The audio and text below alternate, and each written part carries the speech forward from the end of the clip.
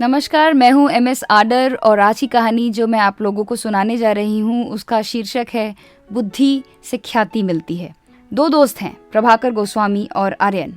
दोनों competitive exam की साथ में मिलकर तैयारी कर रहे होते हैं। दोनों दिल्ली शहर में रह रहे होते हैं और दिन रात लगे होते हैं पढ़ाई करने में।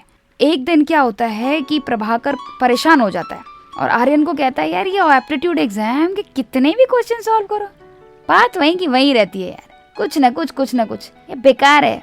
मुझे तो लगता है ये बुद्धि किसी काम की नहीं है, सब बेकार है, सब व्यर्थ है, जो है सो भाई वो पैसा है। आर्यन ने कहा, बुद्धि बहुत बड़ी चीज होती है और बुद्धि से व्यक्ति को ख्याति मिलती है। तो इतनी जल्दी क्यों परेशान हो जाता है प्रभाकर? और ये क्वेश्चंस जो हैं इनके पीछे लॉजिक है। अगर तू ध्यान से समझेगा और ध्यान से सॉल्व करेगा तो तुझे पता चलेगा। और जहाँ तक तू रही पैसे की बात, मेरे भाई सुन, अगर बुद्धि नहीं है तो पैसे का क्या करेगा व्यक्ति? वो वैसे की वैसे ही पड़ी रह जाएगी। प्रभाकर ने थोड़ा चिढ़ते हुए कहा, अच्छा तो तू अब क्या चैलेंज कर रहा है मेरे को? चल लगी शर्त 100 की। तू बता कि कैसे रहेगी बुद्धि और कैसे दिलाएगी ख्याति। आज का दिन दिया तुझे मैंने पूरा। ठीक है, आर्यन ने कहा। फिर आर्यन ने कहा, आज दोपहर का खाना मैं उसके पैसे नहीं दूंगा और देखते हैं कि मैं अपनी बुद्धि से वो खाना हासिल कर पाता हूँ या नहीं। और तेरे पास तो भाई चारा है, तू तो पैसा दे देना और खाना खा लेना। ठीक है, तो इंतजार करते हैं दोपहर का।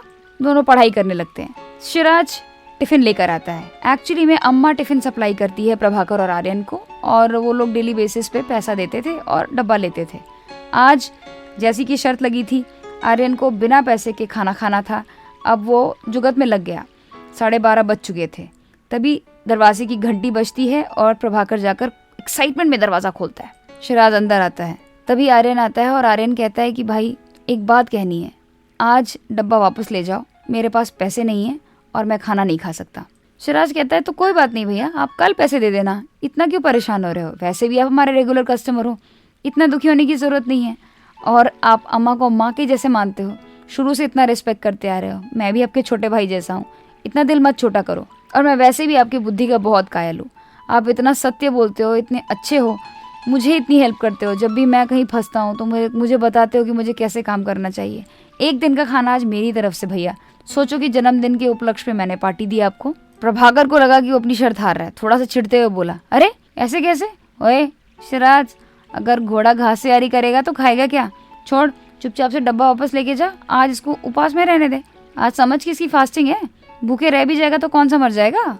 आर्यन ने मुस्कुराते हुए कहा, हाँ भाई बात मान ले शिराज, ले जा भाई खाना, आज मत रहने दे। आज समझ कि मेरा ही व्रत है, आज मैं बिना खाने के ही रह जाऊंगा, कोई दिक्कत नहीं है। शिराज ने बड़े प्यार से कहा, भैया आप चाहते तो ये डब्बा खा सकते थे और कह सकते थे कि कभी और पैसे दे दूंगा, ये जो भी है, हमारा आपका रिश्ता 1 साल का हो चुका है, आप आराम से चीज़ों का फ़ायदा उठा सकते थे। लेकिन आप इतने अच्छे हो कि आपने बुद्धि का प्रयोग करते हुए सत्य बोला, सच कहा, और कोई भी कटुता नहीं, कोई भी अपने मन में ऐसा कोई विषाद नहीं रखा और किसी तरह की कुटिलता नहीं दिखाई कि हाँ भाई कैसे भी बस खा लिया और पैसे का तो बस भगवान ही मालिक है, ऐसा आपने कुछ किया नहीं। इस वजह से मैं आपका कायल हो गया आज फिर से, और मेरा ऐसा कहना है कि आप खाना खाओ और ये खाना मेरी तरफ से आपको भेंट रहा। आर्यन मुस्कुरा पड़ा और उसने कहा, थैंक यू शिराज, आज के पैसे में से आधे पैसे तुम्हारे हुए। पैसे? कैसे पैसे? तभी प्रभाकर दुखी मन से बोला, अरे चुप रहे यार शिराज, तूने जितवा दिया इसको, 100 रुपये की शर्त लगी थी, उसमें से 50 देने की बात कर रहा होगा तुझे, और क्या वही डब्बे का पैसा है क्या आज का? आर्यन ने प्रभाकर के सर पे हल्की सी चपत लगाते हुए कहा, चुप करके बैठ, वो तो अलग से पैसे दे रहा हूँ, छोटा भाई है मेरा ये, और तुझे क्या लगता है डब्बा इतना सस्ता है? 1250 रुपये महीना भर रहे हैं हम इसका, वो पैसे अलग से और ये पैसे अलग से। चल दुखी मत हो, और तेरे भी पैसे मैंने माफ़ कर दिए, शर्त भूल जा, सिर्फ मुझे तुझे ये बताना था। देख प्रभाकर, बुद्धि है उससे व्यक्ति को ख्याति मिलती है और बुद्धि से आराम से जीविका चलती है, इसीलिए दिल पे मत ले।